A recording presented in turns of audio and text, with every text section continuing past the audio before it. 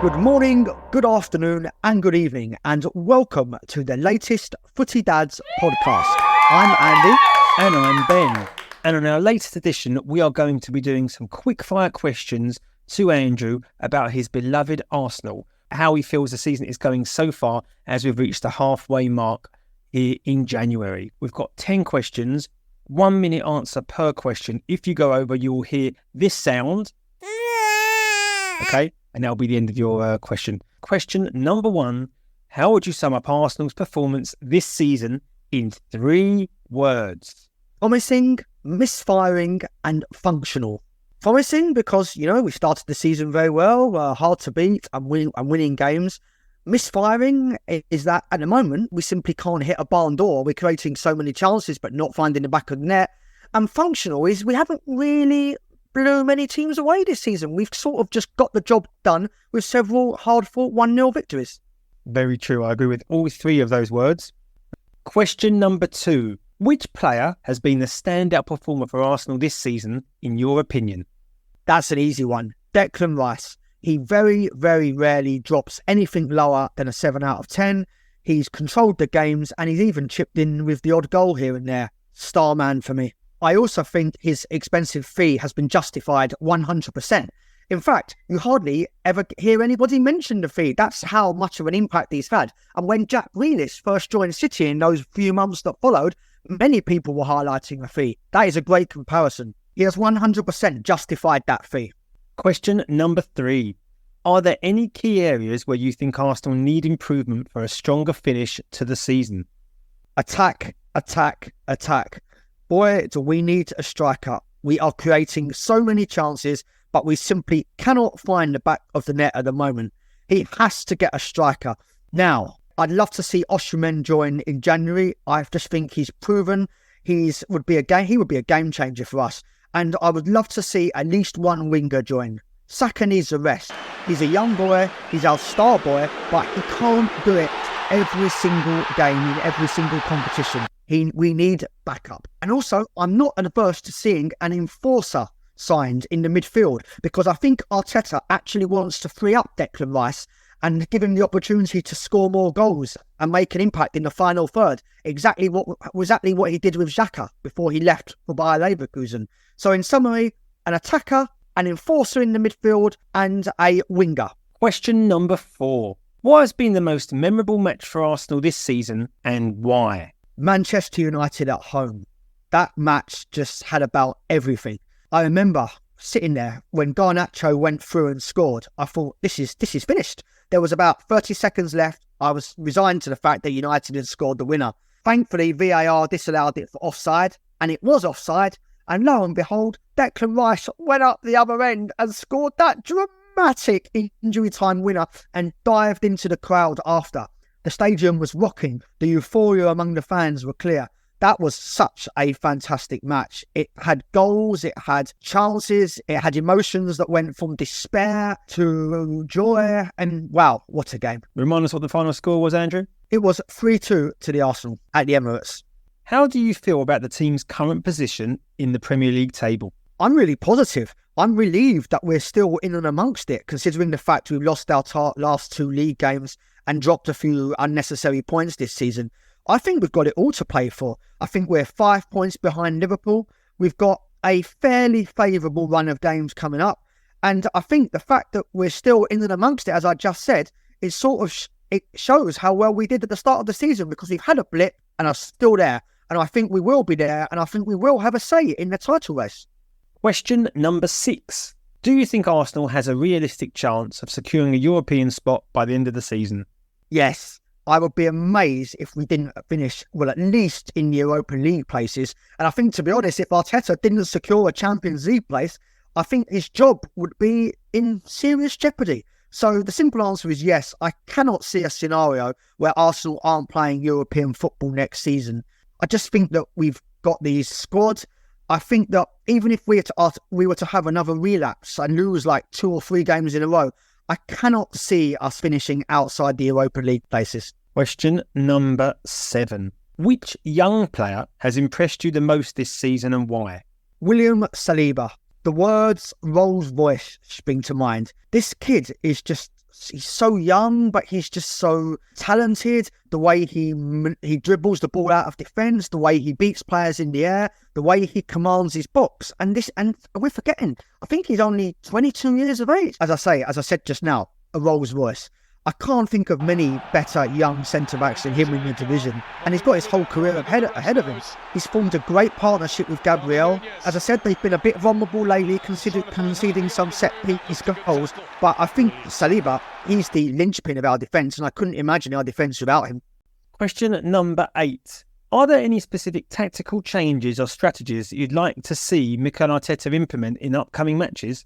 And if so, why? I don't think he needs to change the strategy, as the team is playing really well. I mean, we're doing everything but put the ball in the net. I'd say the strategy is just to do everything that is humanly possible to ensure our front players put the ball in the net. Many people say the hardest thing to do in football is score a goal, and boy, are this Arsenal team experiencing that at the moment. I would also like to see a little bit more focus on defending set pieces. We were really strong at that at the start of the season, and there was a lot of focus on our set-piece specialist. I think his name is Nicholas Jova. I mean, we went ages before we conceded a set-piece goal, but now we're conceding more and more of them. So I just want us to get back to basics at set-pieces. But other than that, I can't really ask for a lot more. We're hammering teams. We're playing well. We just can't put the ball in the net. We're now on to our penultimate question, Andrew. Injuries. Injuries have played a role in Arsenal's season so far. Not as much as Spurs, but they've still played a role, obviously. How do you think the team has coped with those challenges so far, and how do you think they'll continue to cope for the remainder of the season? I think the attitude of the team has been great. We've lacked a little bit of fluidity in attack, as I've mentioned before, maybe because of these injuries. But I think the team's done great. As I say, we are in a great position. We've lost the last couple of games, but we're there, and we're going to be there, and we're going to have a say in where this title goes. I think that we haven't really had to change the way we play, really. He would have preferred to have Timber at right back because of his versatility and his defensive qualities. And I think he had plans to try and create an element of unpredictability by the way he deploys Thomas Partey. And he hasn't been able to do that. But thankfully, Declan Rice has been able to play almost every game in the midfield. But I'm sure he would have liked to have maybe, rested Declan Rice for some matches and alternated him with Partey. But he hasn't been able to do that. And the final question, Andrew, in our 10 for 10, final question, Andrew, looking ahead, what are your expectations for Arsenal in the remainder of the season? Now you're out of both domestic cup competitions. Your focus obviously now is the Premier League and the Champions League. Well, I expect us to get top 4. I don't see a scenario where we won't make top 4. I just can't think of 4 teams that are better than us this season. And I think we'll go deep in the Champions League. We've got Porto in the last 16, I think it is. It won't be easy going there, but I fancy us to beat them comfortably at the Emirates. And then, before you look round, you're knocking on the doors of the quarter-final and semi-finals. And I believe the finals at Wembley this year. So what greater incentive than to try to win our first Champions League on home soil? So, in summary, top 4 and a semi-final of the Champions League. Harry Kane knocking you out in the semi-finals? I think that we'd beat Bayern if we can start banging in the goals again, because I just think they seem to be relying quite a lot on Harry Kane, just like Spurs relied a lot on Harry Kane all those years. But I fancy us to beat Bayern, and boy, do we owe Bayern one. They've smashed us. I think it was they scored 6 against us one year. I know they scored 8 against your boys as well. No, Andrew, that was 7.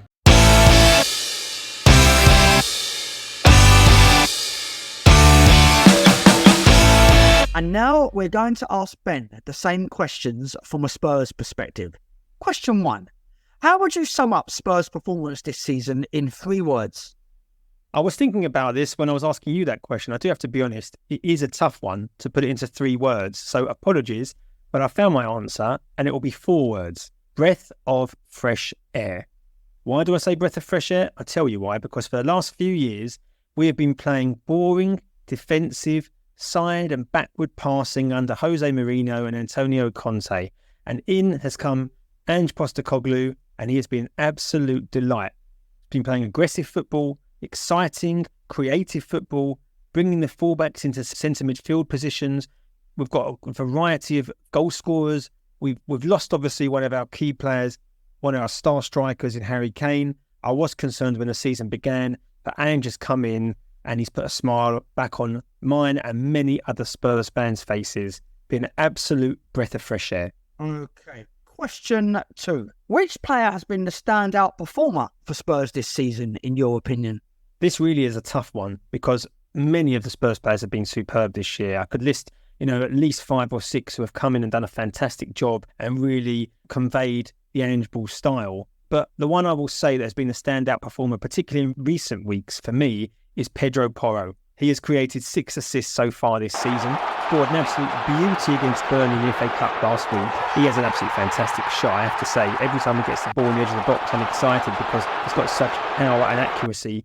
When he joined us and he started playing for us, I think it was last season or the season before, and I think it was early part of last season, he did look, I have to be honest, out of his depth. It looked like he just couldn't defend. And obviously, when you've got a wing-back playing Antonio Conte style, you need to be able to also defend as well as attack. The next question. Are there any key areas where you think Spurs need improvement for a stronger finish to the season? I know that if I'd probably asked you this question a couple of days ago, you would have said central defence and up front, and you've addressed those concerns very adequately in the last few days with the signing of Werner on loan and Dragusin from Genoa. So, yeah, what else do you think is required? Absolutely, Andrew. You've got it spot on there. Signing Verga is a win-win for us because if he plays well, we can sign him. We've got the option to buy. I think it's just over £15 million or euros. I think in this day and age, that's an absolute bargain to bring in a striker that is very versatile, can also play on the wing. Okay, he didn't do a job at Chelsea, but under the Ange style of play, he could come in and do a great job. If he doesn't,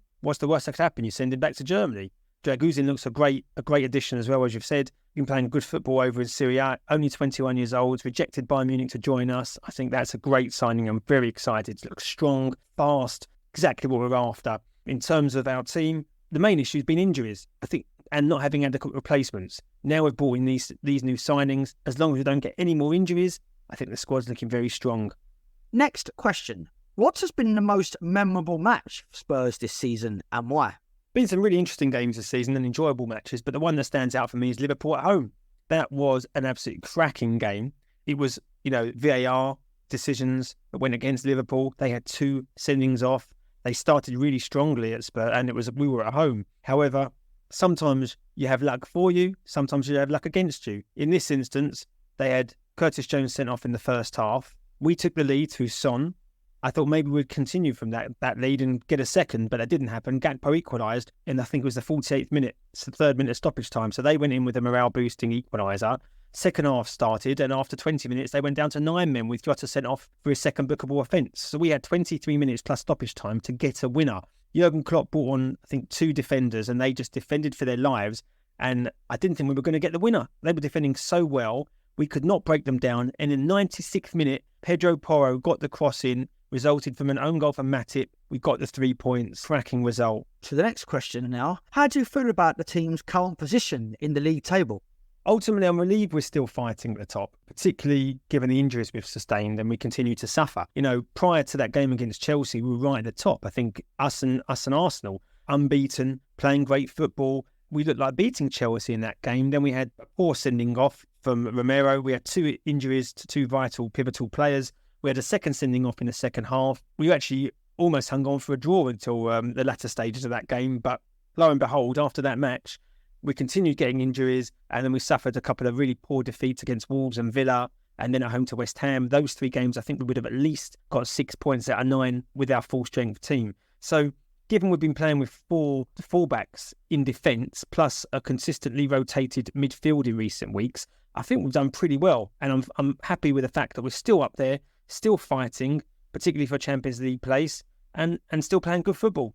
Next question. Do you think Spurs have a realistic chance of securing a European spot by the end of the season? I think unless we have some more severe injuries or we really struggle while Son's away and Bissouma and Sarr are away at the African Cup of Nations, I think we should sustain a challenge at the top. Probably not a title challenge, but definitely a challenge to get a European spot. Now, whether or not that's the Europa League or the Champions League remains to be seen. Will there be a 5th position for the Champions League? If so, I think that will potentially go to us because Aston Villa have been a surprise package. They're up there in 2nd place.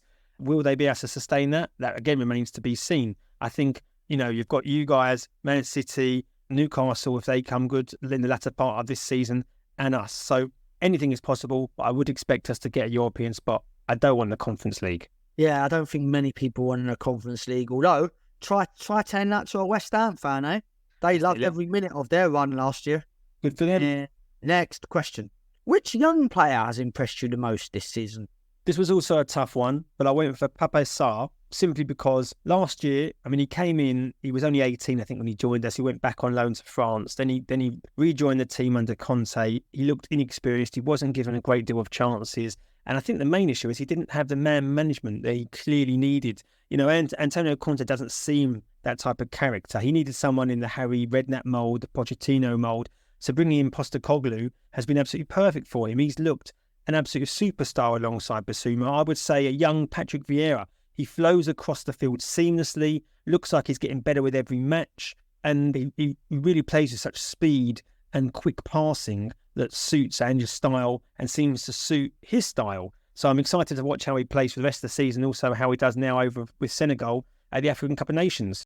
Next, are there any specific tactical changes or strategies you'd like to see implemented in upcoming matches? I wouldn't want to see any strategies change. I think Ange Ball clearly works for what we're trying to achieve. Many people have said that he hasn't got a plan B and he plays that high line, but I just think that's in his DNA. That's the style he plays, and his mindset is we will concede goals, but with the players we've got and the way we play, we should score more. And it has been working well. Obviously, we had those few defeats with the injured players out. When we were playing with our full-strength team, it was clearly working, and long may it continue. In terms of tactics, obviously, we've lost a couple of players now for those tournaments, so it'll be interesting to see who he brings in to replace Son. I would envisage he will probably keep Kulusevski in the middle, or he might push him out wide and play Lo Celso in the middle.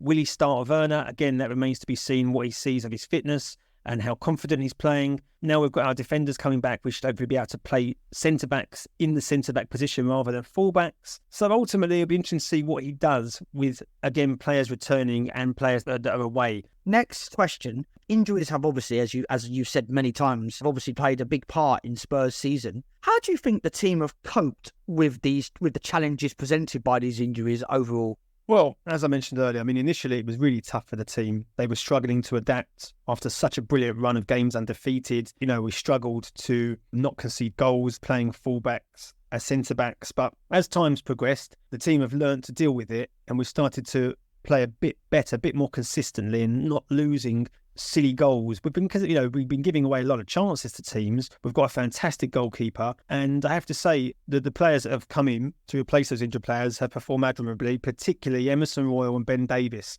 Emerson Royal, you know, when he first joined us as a fullback, a lot of fans thought we've spent all this money signing him from Barcelona. He looks completely out of his depth, but he's really has come good. And I've got to take my hat off to him that he's really played well in that centre-back position. He's not used to it. He's not suited to it, but he's done a good job.